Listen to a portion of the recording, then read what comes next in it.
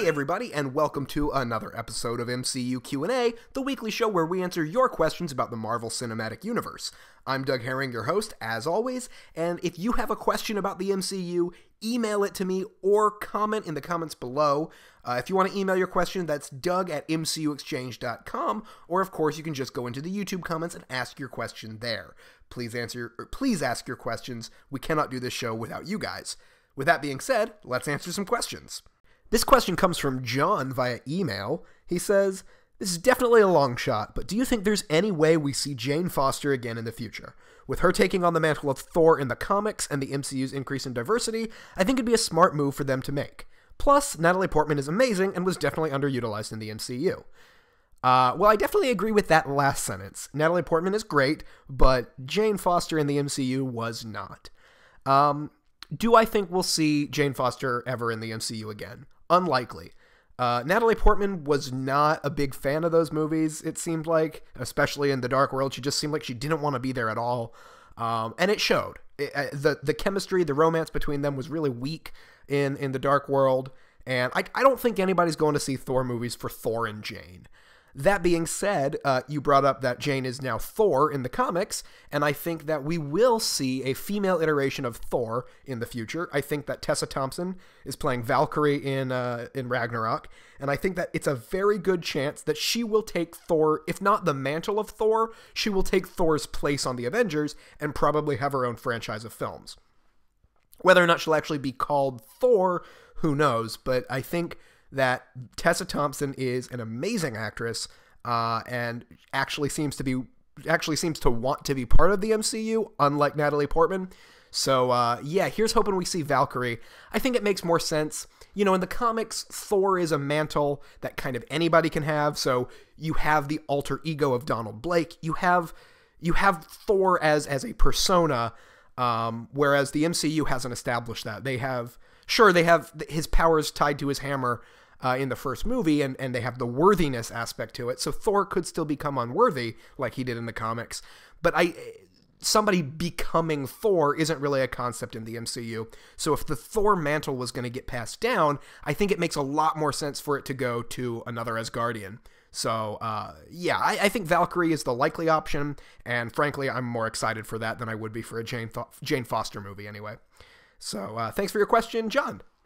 Barney Young wants to know, who would you cast as Nova? Any of them. Any of them, I assume you mean any version of Nova, because there are a couple different ones. So, what I would say is, first off, I would go with the Richard Rider version of Nova. That's the first one, the original.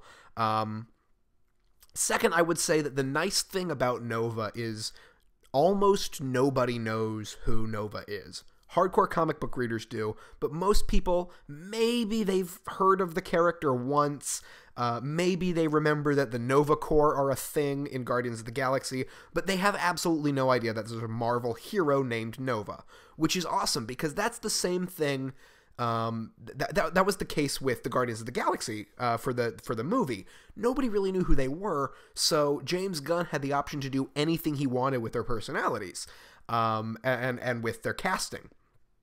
You know, Chris Pratt doesn't look and he certainly doesn't act a whole lot like Star-Lord and Peter Quill do in the 2008 run of Guardians of the Galaxy. Since the movie has come out, the comic version has definitely become more like the movie version, but they really don't have a whole lot in common, which I think is a good thing. I think that's totally okay.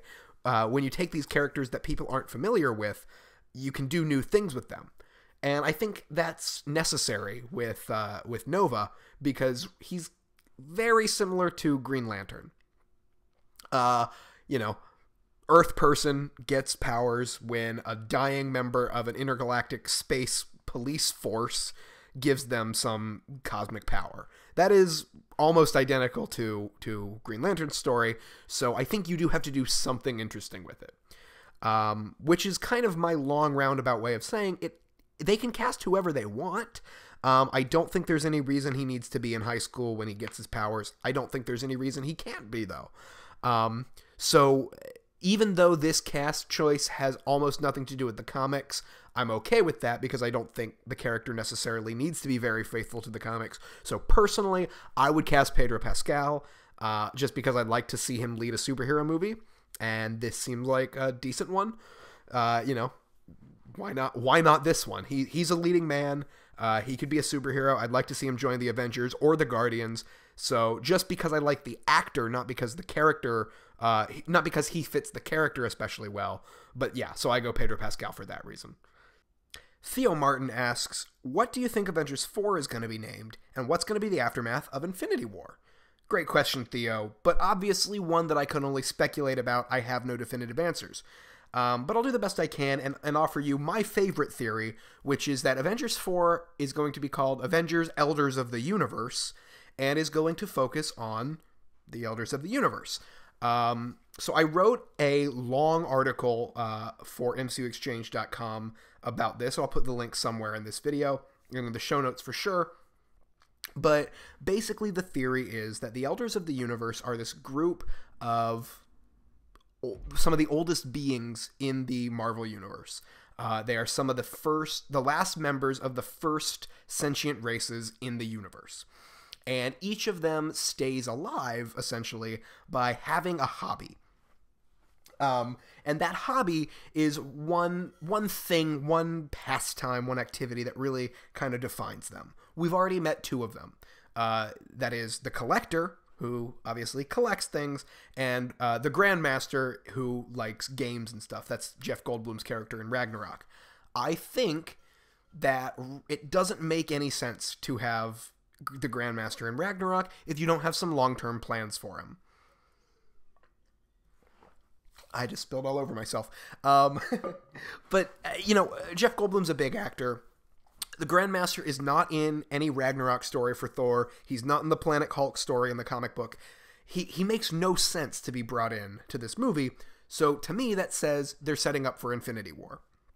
Now, the Elders of the Universe are this group that is already working to stop Thanos from getting the Infinity Stones. Obviously, in Guardians of the Galaxy, you saw the Collector, you know, hiring Gamora to betray Ronan and prevent Thanos from getting his hands on the Power Stone. You saw him say 2 down or 1 down, 5 to go in the post-credit scene of The Dark World. So the Collector clearly wants the Infinity Stones. Why? Maybe it's just because he likes to collect things, and so he wants to collect all 6. I very much doubt that to be the case. I think he wants to stop Thanos so that he and his brothers, the other Elders of the Universe, can use the Infinity Stones for their own devices. What those own devices are, we don't know, but I think they will help the Avengers stop Thanos, because right now they have a common enemy, but after that, they are up to something sinister, because these guys are not good guys. So I think that we will see Jeff Goldblum and Benicio del Toro, and I also think Sam Neill's character in Ragnarok will wind up being an Elder. For a while, I thought Stallone's character in Guardians 2 would be an Elder. Obviously, we now know that's not true. But I think we'll see some older actors get brought in to play. And when I say older, I mean 60s, maybe 70s. Some older actors get brought in to play the Elders of the Universe. Some other elders that we could see are the Gardener, the Champion of the Universe, the Traitor, the I'm blanking on some names. There are lots of others, and they get together every once in a while, but whenever they get together, whenever their plans coincide, it's usually because they're up to something dastardly. And I think that that is the case here. So I think, and that would be a spoiler. So Kevin Feige has said they can't reveal the Avengers 4 title because it's a spoiler. And I think it would be a spoiler to say the Elders of the Universe, because that spoils something about Ragnarok. And it spoils something about the next time we see the Collector. It lets us know who these villains are, because right now they're kind of these hidden villains of the MCU that are pulling strings from behind the scenes. I haven't done a great job of explaining my theory, so if you think I might be onto something, I really encourage you to read my article. Again, the link will be somewhere easily accessible, either on screen or in the description of this video. Check it out. I do a much better job of laying out the evidence there, but I actually think there's a pretty good chance that we'll see the Elders of the Universe play a major role in Avengers 4 or even beyond. So while it's purely speculation, Theo, what I will say is that my hope is that Avengers 4 will be titled Avengers, Elders of the Universe. I think that's a cool title, and I think that the Elders as a group of villains would be really, really awesome. That'll be it for this week's episode of MCU Q&A, everybody. As always, thank you so much for asking all those great questions, and keep them coming. Comment in the section below, or email them to me at doug@mcuexchange.com. We read every comment, we look at every question, so if you have any question about anything regarding the MCU, lay it on me. We will be back next week with more MCU Q&A. Make sure that you are following us on Twitter and Facebook and YouTube at MCU Exchange on all those platforms. Subscribe to us on YouTube, like this video, all that social media stuff. I don't have to tell you, but thanks for doing it. It really helps us out. See you next week.